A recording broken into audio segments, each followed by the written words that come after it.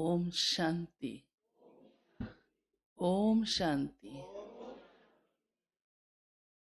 आज प्यारे बाबा ने हमारी ही सेफ्टी की बहुत अच्छी बात सुनाई है,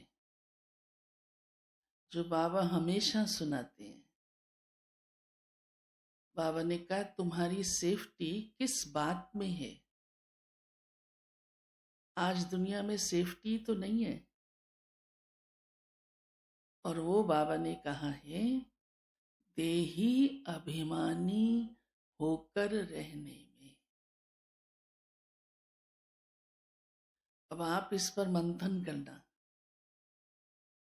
ये तो आप समझते ही हैं, देही अभिमानी माना देह से अलग मैं आत्मा हूं। अब ये मेरी स्थिति कितनी रहती है,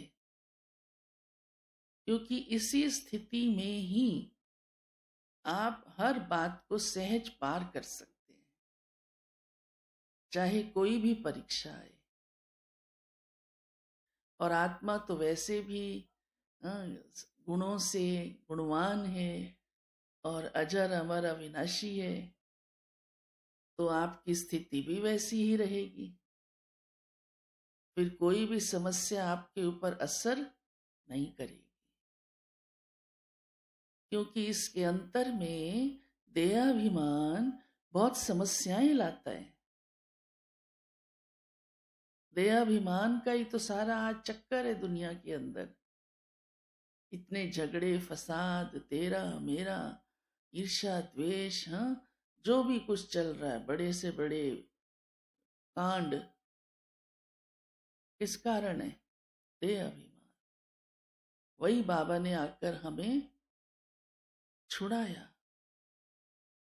भले अभी पूरी तरह नहीं छूटा, क्योंकि 63 जन्मों की पक्की जड़ है, बहुत टाइम लगता है ना। पर छूटना तो है ही।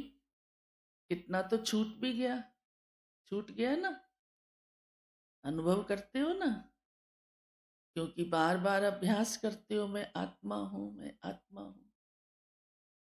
तो यही अभ्यास, हमारी स्थिति हमारे लिए कल्याणकारी है। फिर बाबा ने आज कहा है निंद्रा जीत बनो।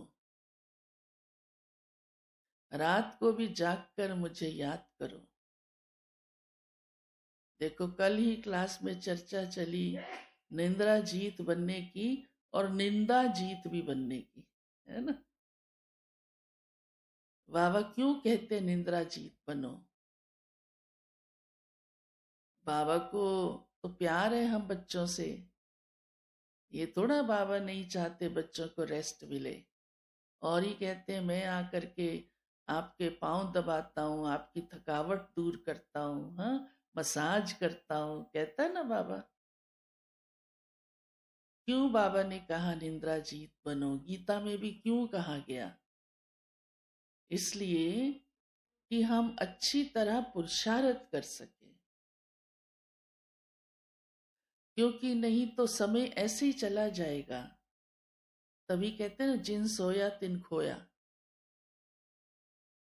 तो उसका राज बाबा ने आज सुनाया है कि आप बच्चों के ऊपर विकर्मों का बहुत बोझा है। 63 जन्म ना मालूम कौन कौन से कर्म करके आए हैं, और वो पता भी लगता है कि विकर्मों का बोझा है। कैसे पता लगता है? विघ्न आते हैं, सेवा नहीं हो पाती है, खुशी नहीं रहती है, बाबा की याद नहीं टिकती है। ये सब विघ्नों का कारण, ये विघ्न ही है, कर्मों का कारण है। हाँ, ज्ञान की धारणा नहीं होती है, चाहते हुए भी नहीं कर पाते हैं। अब किसी के सिर पे बोरा रखा और उसको को नीचे से ये कटोरी उठा, कितनी तकलीफ हो जाएगी, कमर ही टूट जाएगी। तो वो बोझ उतारना है, ताकि सेवा भी कर सको, खुशी भी रहे, विकर्म ना बने। और तो निशानियां सुन ली ना, और भी कई निशानियां हैं, सिर्फ यही नहीं है। मन नहीं लगता है, बोर कहते हैं, आजकल कॉमन है, मैं बड़ा बोर हूं। बाबा ने तो हमें इसका भी राज बता दिया है, क्यों नहीं मन लगता। तो विकर्मों का बोझा हमारा उतरे, उतरे। और वो बाबा की याद से, पुरुषार्थ करने से ही होगा। और उसके लिए ही बाबा कहता है कि निंद्रा जीत बनो, ताकि हमारी पढ़ाई अच्छी हो सके। और बाबा कहते शंख ध्वनि भी करो, औरों का कल्याण करो। ये पुण्य कर्मों का खाता है। तो जब पुण्य कर्मों का खाता बढ़ जाएगा, तो जरूर है दूसरे कर्मों का खाता उतर जाएगा। अब दीपावली पर ये नई नया चौपड़ा यही रखना है कि मेरे अच्छे अच्छे काम कौन से होते जा रहे हैं। पर वो भी समझना है, दुनिया में अच्छे कामों की डेफिनेशन और है। कहते हैं मेरे को गिफ्ट मिला इतना बड़ा, देखो, हाँ, मेरी कमाई हो गई, देखो। अच्छी बात है, खराब नहीं है, लेकिन अच्छे कर्म कौन से हैं, वो बाबा हमें सिखलाता है, उससे सारा बोझा उतर जाता है।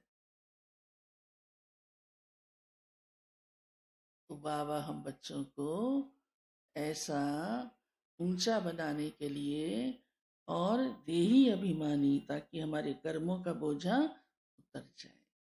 ये बहुत जरूरी है कि हम देही अभिमानी बने, क्योंकि कर्म श्रेष्ठ होंगे ही तब। देह अभिमान श्रेष्ठ कर्म नहीं करने देता, और जहां श्रेष्ठ कर्मों का खाता नहीं, तो भाग्य क्या बनेगा। हाँ, बोझ पिछला कैसे उतर सकता।